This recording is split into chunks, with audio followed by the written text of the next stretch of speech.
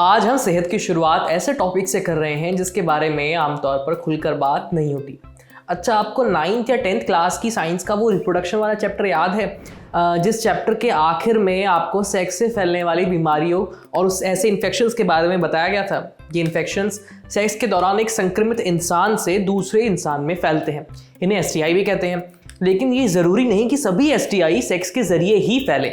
ये इन्फेक्शन कौन कौन से हैं, इनके क्या लक्षण होते हैं और इनसे बचा कैसे जा सकता है, चलिए डॉक्टर से जानते हैं।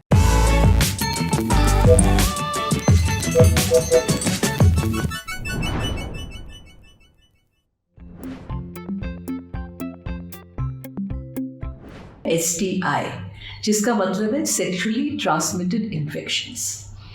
ये बहुत कॉमन है और ये बहुत तरह की सेक्सुअली ट्रांसमिटेड इन्फेक्शंस होती हैं। जो वाइल्ड वाली होती हैं वो है जैसे वेजिनाइटिस, शरीर में नीचे खुजली होना, डिस्चार्ज होना, सेक्स के टाइम ड्राइनेस होना, और ये माइल्डेस्ट फॉर्म है। और बाकी जो लोकली होती हैं वो हर्पीस, और एक बार हर्पीस हो जाए वो हमेशा रहती है बॉडी में, और उसमें छोटे छोटे अल्सर हो जाते हैं, पेनफुल होता है और उसमें बर्निंग रहती है। और तीसरा है HPV इन्फेक्शन। HPV इन्फेक्शन भी सेक्सुअली ट्रांसमिटेड यूजुअली होती है पर ज़रूरी नहीं है, और उसमें छोटे छोटे वॉट्स हो जाते हैं। जो बाकी इन्फेक्शंस हैं वो HIV, hepatitis B, then gonorrhoea, chlamydia, ये सारी इन्फेक्शंस हैं। कुछ इन्फेक्शंस तो सर्वाइकल कैंसर भी कर देती हैं, और HIV, हेपेटाइटिस B वो पूरी बॉडी में कुछ ना कुछ प्रॉब्लम कर सकती हैं। सो प्लीज़ अपना ध्यान रखिए। और जो PID है, पेल्विक इन्फेक्शन, जो इन्फेक्शन वेजाइना से ऊपर चली जाती है, वो ट्यूब्स को भी बंद कर देती है और बच्चा होने में भी दिक्कत होती है। ये ज़रूरी नहीं है कि सेक्स से ही सेक्सुअली ट्रांसमिटेड इन्फेक्शंस होती हैं। ये ब्लड से भी हो सकती हैं, बॉडी फ्लूइड से भी हो सकती हैं। ये बहुत ज़रूरी है that you have just one partner. एक दूसरे की इन्फेक्शंस को थोड़े इम्यून हो जाते हो, राइट? तो थोड़ा क्योर करना आसान होता है if you have one partner. If you have multiple partners तो पता नहीं होता किससे इन्फेक्शन आई है, कौन सी आई है। तो it's very important single partner होना चाहिए, और आपको हमेशा कॉन्डोम यूज़ करना है।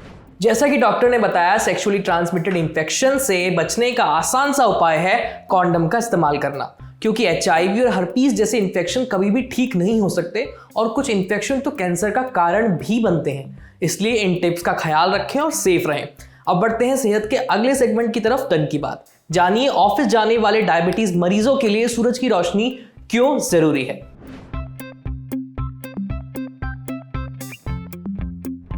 सूरज की रोशनी हमारे लिए बेहद ज़रूरी है, क्योंकि धूप से बॉडी में विटामिन D बनता है, और ये विटामिन D इंसुलिन की सेंसिटिविटी में सुधार करता है। इससे ब्लड शुगर लेवल को कंट्रोल करने में मदद मिलती है। लेकिन आजकल की बिजी लाइफ में लोगों का धूप में समय गुजारना कम हो गया है। इस वजह से बड़ी संख्या में लोगों में विटामिन D की कमी तो हुई ही है, साथ में टाइप 2 डायबिटीज़ के मामले भी बढ़ गए हैं, और अब यंग जनरेशन भी डायबिटीज़ की चपेट में आ रही है।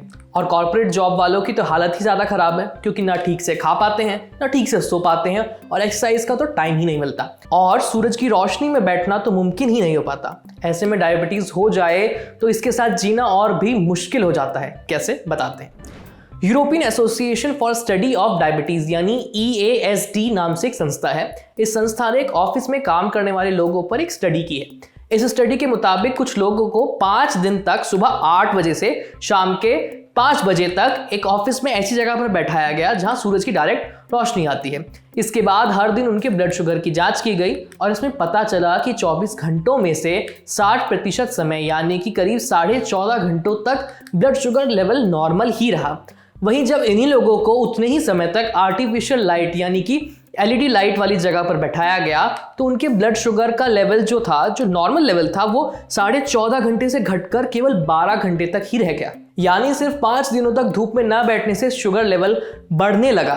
ESAD की स्टडी का मकसद है लोगों को धूप में समय गुजारने के लिए प्रेरित करना, क्योंकि सिर्फ कुछ समय धूप में बिताने से ही ब्लड शुगर के लेवल को कंट्रोल किया जा सकता है और डायबिटीज के खतरे को भी कम किया जा सकता है। इसलिए कोशिश करें कि धूप में कुछ समय जरूर बिताएं। समझे? अब बढ़ते हैं सेहत के आखिरी सेगमेंट की तरफ, खुराक यानी एक झकासी हेल्थ टिप। जानिए एंटी न्यूट्रिएंट्स शरीर में पोषक तत्वों को एब्जॉर्ब होने से कैसे रोकते हैं। कभी आपने ये सोचा है कि काफी सारी हेल्दी चीजें खाने के बाद भी बॉडी में पोषक तत्वों की कमी क्यों हो जाती है? जैसे खूब सारा पालक और चुकंदर खा रहे हैं लेकिन बॉडी में कैल्शियम की कमी है, या कई बार कुछ दालों को खाने के बाद पेट में दर्द होता है। इसी समस्या के बारे में न्यूट्रिशनिस्ट लवनीत बत्रा ने अपने इंस्टाग्राम पोस्ट पर बात की है। लवनीत के मुताबिक ऐसा होने के पीछे की वजह है एंटी न्यूट्रिएंट्स। एंटी न्यूट्रिएंट्स दालों, सब्जियों और अनाजों में नेचुरल रूप से पाए जाते हैं, लेकिन जब वो खाने के साथ पेट में पहुंचते हैं तो हमारा डाइजेस्टिव सिस्टम इन्हें पचा नहीं पाता। इसके अलावा ये खाना पचाने में मदद करने वाले गैस्ट्रिक जूसेस के साथ रिएक्ट करके उल्टी, चक्कर, पेट दर्द जैसी समस्याओं को भी पैदा कर सकते हैं। जैसे कि राजमा और दालों में लैक्टिन प्रोटीन और फाइटिक एसिड नाम के एंटी न्यूट्रिएंट्स होते हैं। लैक्टिन को पेट का एसिड भी नहीं तोड़ पाता और ये बॉडी में सूजन पैदा करता है। लैक्टिन पानी में आसानी से घुल जाता है, इसलिए दालों को बनाने से पहले कुछ देर तक पानी में भिगोया जाता है। वहीं फाइटिक एसिड आयरन, मैग्नीशियम और जिंक को एब्जॉर्ब होने से रोकता है। इस वजह से एनीमिया की दिक्कत हो सकती है। इससे बचने के लिए दालों को भिगोकर इस्तेमाल करना चाहिए, या फिर आप अंकुरित दालें भी खा सकते हैं जिससे फाइटिक एसिड निकल जाता है। यही चीज पालक और चुकंदर के साथ भी है। दोनों ही कैल्शियम से भरपूर होते हैं, लेकिन इनमें मौजूद ऑक्सैलिक एसिड कैल्शियम को एब्जॉर्ब होने से रोकता है। इसलिए पालक और चुकंदर को खाने से पहले उबालना जरूरी होता है। सेहत में आज इतना ही। अच्छा, अगर आप डॉक्टर हैं या आपका डॉक्टर से कोई सवाल है तो स्क्रीन पर दिख रही इस ईमेल आईडी पर अपना सवाल भेज दीजिए। मेरा नाम है आयुष। देखते रहिए ललन टॉप। शुक्रिया।